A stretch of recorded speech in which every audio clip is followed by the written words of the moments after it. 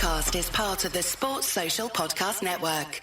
Salut à toutes, salut à tous, bienvenue sur le Tour de Romandie. On retrouve après toutes ces classiques du printemps une course par étapes. La saison des classiques est terminée, c'est la saison des grands tours qui va commencer. Mais avant la saison et le premier grand tour et le Giro, on a donc ce Tour de Romandie qui sert un petit peu de préparation pour de nombreux coureurs au grand tour. Et c'est une compétition assez indécise qui nous attend puisqu'il n'y a pas aujourd'hui sur ce Tour de Romandie de Tadej Pogačar, ni de Jonas Vingegaard, ni de Primož Roglič qui seraient les éventuels favoris évidemment s'ils étaient là. On a par contre Remco Evenepoel qui est là, même si on a vu sur le dernier Liège-Bastogne-Liège qu'il n'était pas toujours tout à fait à 100%.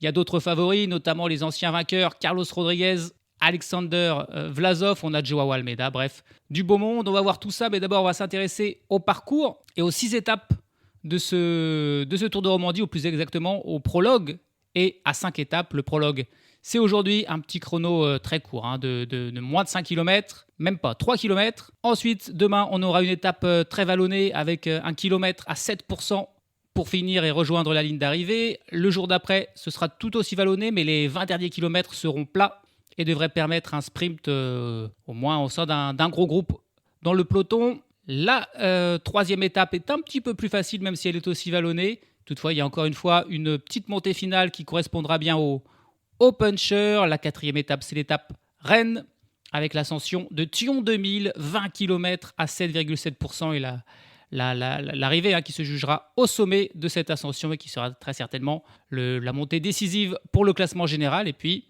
une dernière étape avec un chrono plus long que le prologue. Il fera 17 km et il sera relativement plat.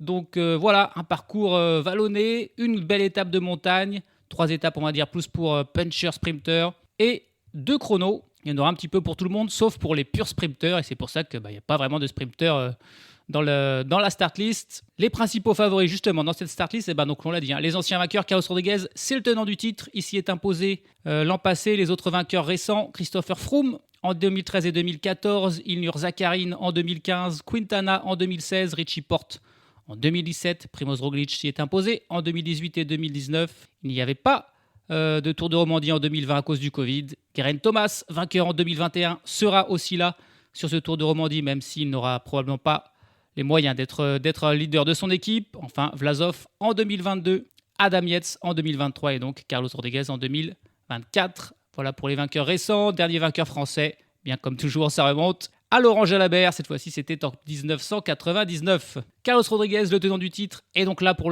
l'équipe Ineos Grenadier avec Geraint Thomas, autre ancien vainqueur comme équipier. Et bien sûr, comme toujours, c'est sur la Team Emirates qu'il faudra compter avec Joao Almeida, qui sera épaulé notamment par Félix Großschartner et Jay Vine. Almeida, vainqueur récent du Tour du Pays Basque, qui voudra enchaîner avec une nouvelle course par étape à son palmarès. Mais bien sûr, il aura fort à faire avec Remco Evenepoel, le coureur de la Soudal Quick-Step, qui aimerait bien se montrer. Après son Liège-Bastogne-Liège où il s'est éteint, il sera revanchard, le Belge. Autre coureur, autre cycliste qui se mêleront à la lutte pour le classement général. On a bien sûr donc Alexander Vlasov pour la Red Bull Bora Hansgrohe qui sera là. Il n'y a pas de Roglič, pas de Lipovic, mais il y a Vlasov pour la Red Bull. On peut compter encore peut-être sur Luke Plapp pour la Jayco Alula, d'autant qu'il y a 2 chronos qui devront lui permettre de prendre des secondes sur les purs grimpeurs.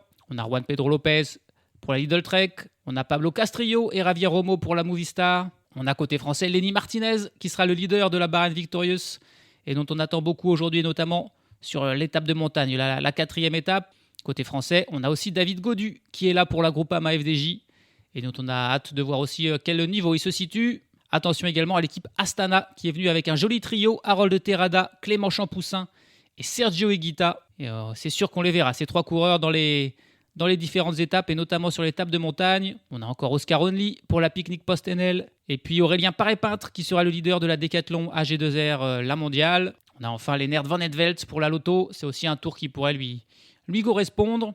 Et à noter également le leader de la Tudor, c'est un jeune français, Mathis Rondel, dont on sera curieux de voir ce qu'il va donner sur cette course par étape pour le tour qui doit être la première de sa carrière.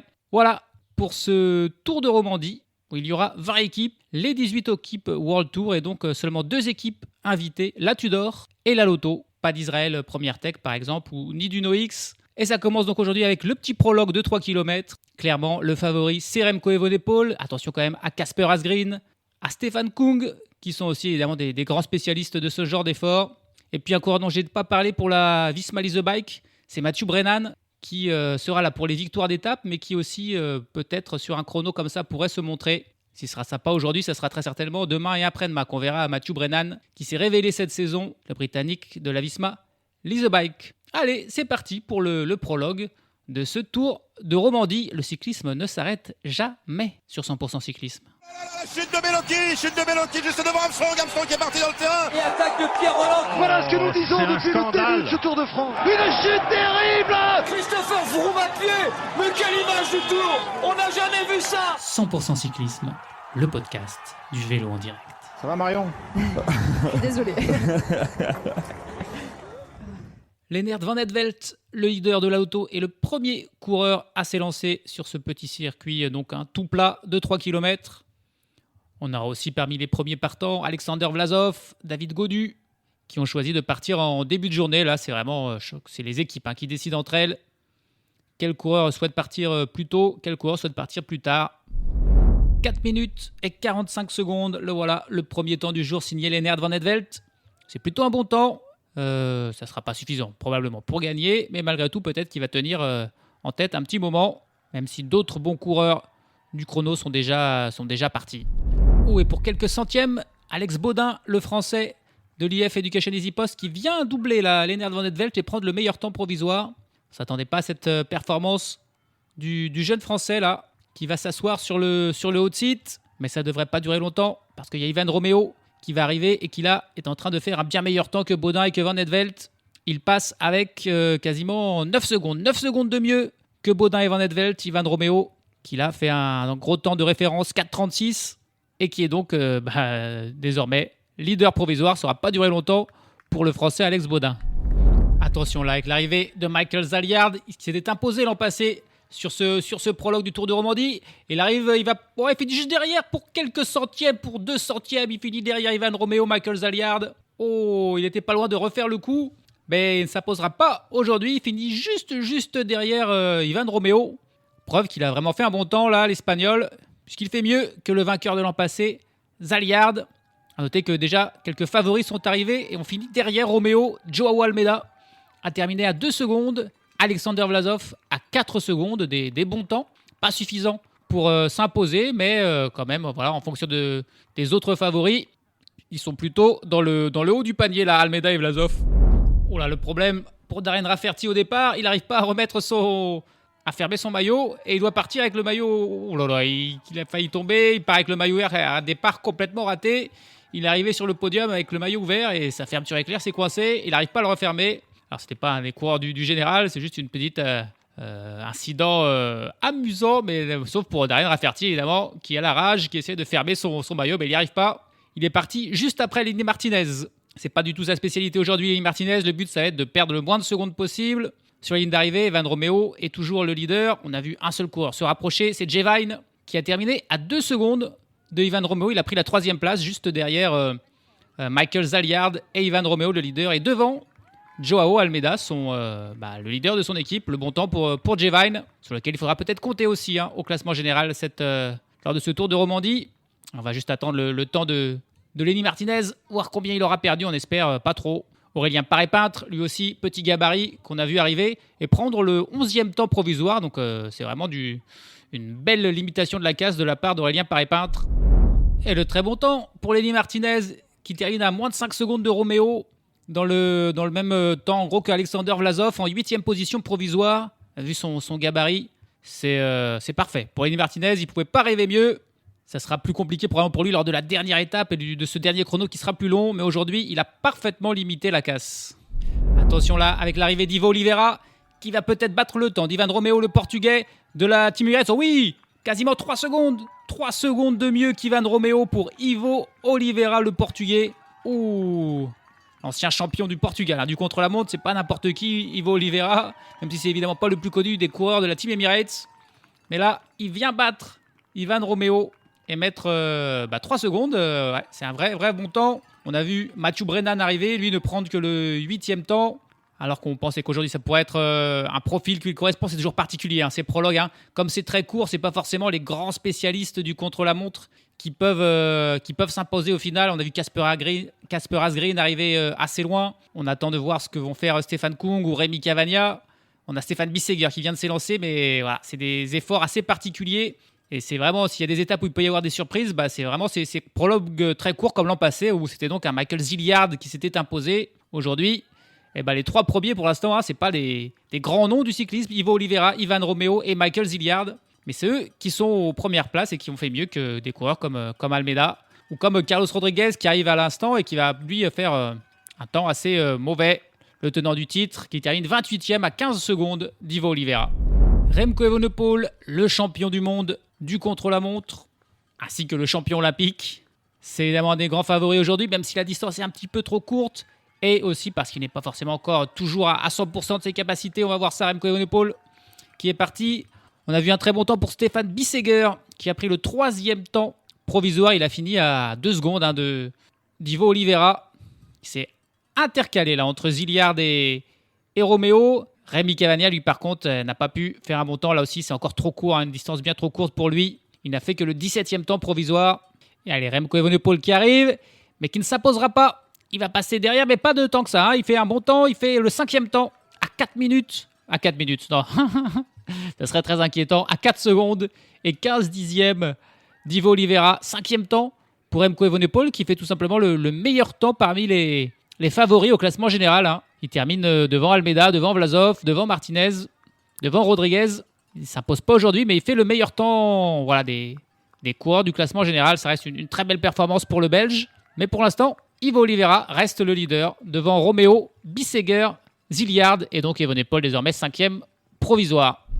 Et désormais, c'est l'arrivée de Stefan Kung qui va lui aussi s'incliner et faire juste un tout petit peu mieux que Remco Evenepoel puisque c'est lui qui va prendre la 5e place provisoire. Stefan Kung, encore une fois, un parcours un tout petit peu trop court pour faire parler vraiment sa puissance. C'est un parcours un petit peu trop punchy avec des virages un peu techniques. Et il ne peut faire que 5e au mieux là. Et du coup, ça commence à sentir bon pour Ivo Oliveira. Il reste encore plusieurs dizaines de coureurs, mais on ne voit pas trop qui va pouvoir venir inquiéter Ivo Oliveira puisque les principaux favoris se sont désormais élancés, à moins d'une surprise qui est encore possible toutefois. Oh, attention là, Julien Vermote qui fait tout droit. Oh, il passe par-dessus la barrière là, la chute. La chute pour le coureur de la Visma Lease Bike. Et il est arrivé tout simplement trop vite là dans un virage à droite et il a freiné. Mais c'était trop tard et il a fait un vol plané dans les barrières par-dessus. Alors ça y est, il repart enfin. Julien Vermote, ça lui a pris... il va finir tranquillo. Il s'est fait peur et il s'est peut-être fait aussi un peu mal. C'est rare les chutes en contre-la-montre, même si les coureurs prennent souvent beaucoup de risques. Là, clairement, il est arrivé trop vite sur une partie un virage un peu en descente. Il a freiné trop tard et il a tout simplement fait un tout droit. Il n'a heureusement rentré dans aucun spectateur qui se trouvait non loin. Il va perdre beaucoup de temps. Et attention là avec l'arrivée de Sam Watson qui va faire mieux. On l'a pas vu, ils l'ont jamais montré dans l'image et on le montre juste à la fin. Et il vient faire mieux de quelques centièmes, je crois 15 centièmes de mieux qu'Ivo Oliveira qui se prend la tête dans les mains là. On le voit sur le hot seat. Il est dégoûté. Il est dégoûté Ivo Oliveira, mais c'est bel et bien Samuel Watson qui vient de le dépasser pour un rien. Oh là là là là. Alors là, c'est complètement inattendu, mais on l'avait dit sur les prologues, il peut y avoir des surprises. Samuel Watson, c'est plus un profil de sprinter, et les sprinters sur ce genre de parcours très court, ils sont capables de faire ce genre de coup. Incroyable, Samuel Watson là, qui vient battre Ivo Oliveira d'un rien, d'un souffle. 15 petits centièmes. C'est minime, mais ça suffit pour battre Ivo Oliveira, qui est très très très déçu. Le beau boulot de Sam Watson, et puis à noter que Benoît Cosnefroy vient de partir. Alors, c'est pas un favori du jour, mais c'est tout simplement sa course de reprise à Benoît Cosnefroy. Il n'avait pas encore couru de la saison à cause évidemment de blessures, de problèmes de santé. Il est de retour. Il aura fallu attendre quasiment le mois de mai pour enfin voir Benoît Cosnefroy sur un vélo. Et le bon temps là pour Thibaut Guernalec, le Français, qui vient faire le 7e temps provisoire à moins de 4 secondes de Samuel Watson. C'est évidemment très serré, ça se tient en quelques secondes. Il fait moins de 4 secondes et il est 7e provisoire. Thibaut Guernalec, là pareil, un coureur qu'on n'attendait pas faire aussi bien et qui est pour l'instant dans le top 10. Et c'est parti pour le dernier coureur à s'élancer, Victor Langelotti, le monégasque. Alors, c'est pas du tout ni un des anciens vainqueurs, ni un coureur du classement général. Mais comme les équipes peuvent faire un petit peu ce qu'elles veulent, elles ont décidé de mettre Langelotti, l'équipe Ineos Grenadier, en dernier coureur. Sur la piste, il y a encore quelques coureurs qui peut-être pourraient rattraper Watson, notamment Joseph Cerny, qui a déjà remporté un prologue dans sa carrière. On a aussi le jeune Suisse Jan Christen de la Team Emirates qui va vouloir venger son équipier Ivo Oliveira. On va attendre ces deux coureurs-là, qui sont certainement les deux seuls encore à pouvoir battre Samuel Watson.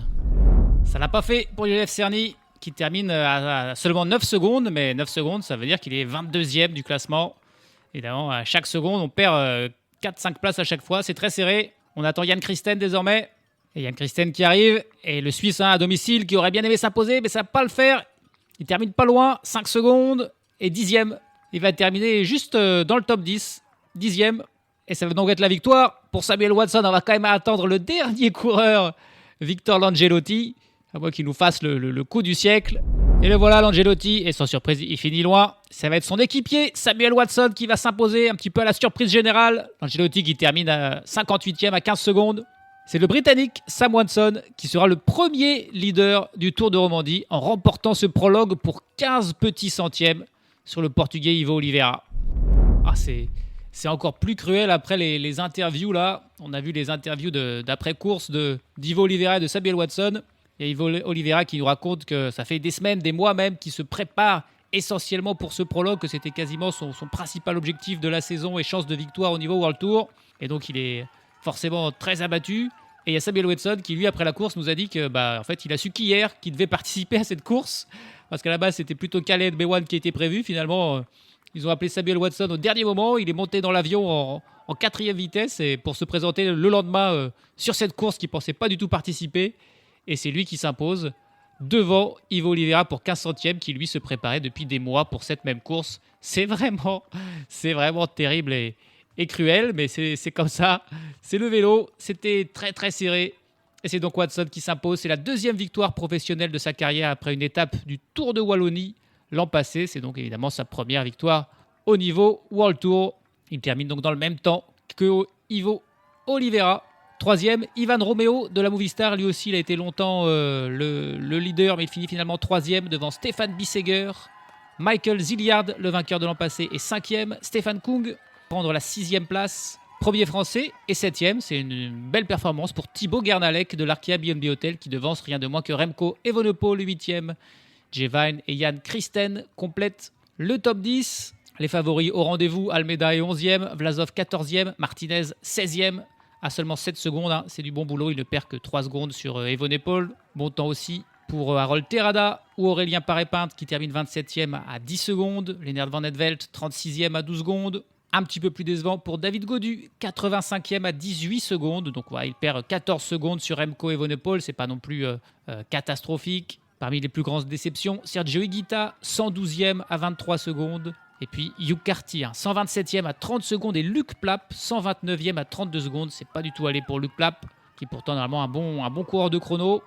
Et puis, alors là, le dernier du jour. Alors déjà, il y a 2 coureurs qui ne sont pas partis, qui n'ont pas commencé alors qu'ils devaient être là. C'est Andrea Vendrame pour la Decathlon et Lucas Van Boven pour l'Intermarché-Venti. Ils n'ont pas pris part au chrono et ne participeront donc pas à ce Tour de Romandie. Mais surtout, il y a un coureur. Alors déjà, il y a Julien Vermote qui a chuté, on l'a dit. Et il n'est pas dernier malgré sa chute. Il termine avant-dernier à 1 minute 35.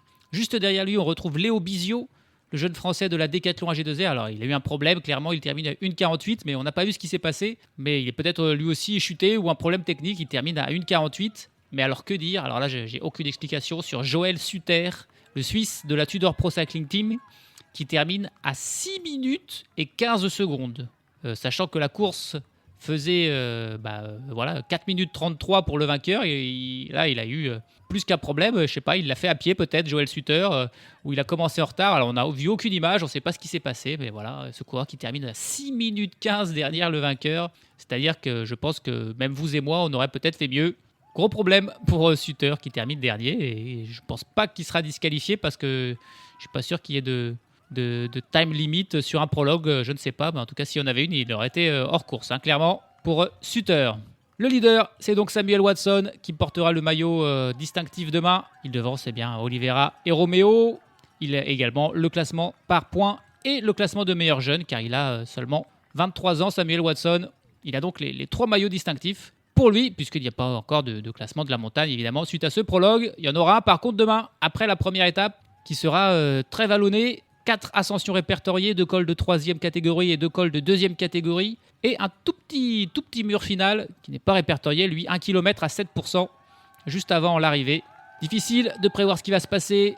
Une échappée, c'est une bonne étape pour Baroudeur, même si c'est rare que des échappées aillent au bout en début de tour. Peut-être un sprint semi-massif dans cette côte finale. Une tentative d'échapper d'un puncher sur ces derniers hectomètres. On ne sait pas. Ça sera demain, ça sera beaucoup plus long. Aujourd'hui, c'était 3 km. Demain, ça en sera 195 sur ce Tour de Romandie. Salut à tous, salut à toutes. This podcast is part of the Sports Social Podcast Network.